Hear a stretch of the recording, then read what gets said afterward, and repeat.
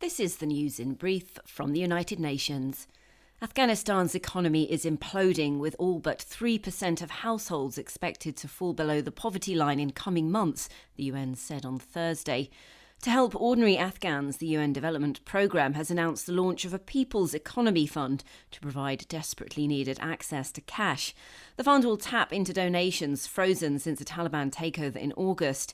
Germany has already pledged $58 million of the more than $660 million required over the next 12 months, said Achim Steiner, UNDP administrator. There are 38 million people who cannot be kept alive just from the outside.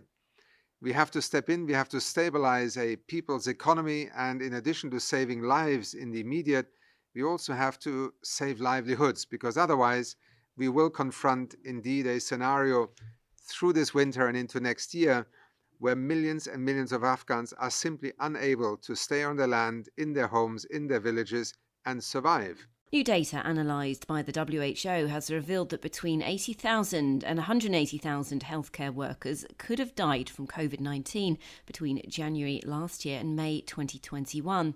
These estimates were calculated from the 3.45 million coronavirus-related deaths reported globally to the UN Health Agency as of May this year, a figure that WHO said may well be at least 60% lower than the actual number of victims.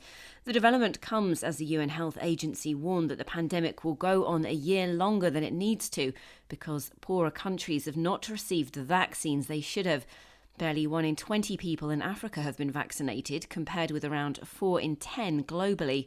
In a call for concrete action to better protect health and care workers worldwide from COVID-19 and other infections, WHO and partner organisations expressed concern at the large number of health and care workers who have died from the virus, but also that an increasing proportion is suffering from burnout, stress, anxiety and fatigue.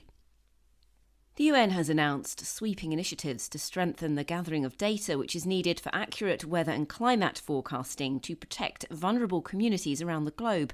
Announcing the news on Thursday, the World Meteorological Organization said that all 193 member states had approved the sharing of vital observations in the face of climate change and increasing extreme weather events.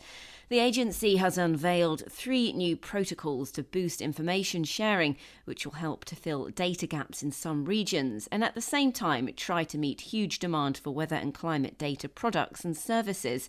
Welcoming the development, WMO's Secretary-General Petri Talas said that the growing vulnerability of people living in high-risk areas and concerns about issues such as food security are contributing to a huge increase in demand for information about weather, climate and water and their impacts. Katie Dartford, UN News.